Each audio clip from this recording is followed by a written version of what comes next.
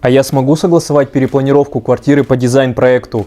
Нет, согласовать точно не получится, поскольку для законного согласования перепланировки нужен проект, разработанный организацией с допуском СРО. СРО – это вообще что? Это разрешение, которое дает право компании выполнять строительные, проектные или инженерные работы. Ну и смысл тогда от этого дизайн-проекта? А смысл в том, что его можно использовать как текстовое задание для подготовки технического проекта и перепланировки. Да, ремонт – это одни сплошные тонкости. Подписывайтесь на Дипольт Дизайн, и вас точно не обманут во время ремонта.